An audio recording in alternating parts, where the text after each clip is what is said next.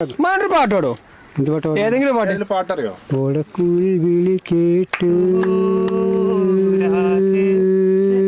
സംഗതി ഓടക്കോയിലും കെങ്ങും മിക്സായി. അതായിക്കോട്ടെ, അത് ഓടക്കുഴി വിളി കേട്ടു കണ്ണനെ വിളിച്ച് എന്നെ വിളിച്ചോ രാവിൽ ഹീരാവിൽ.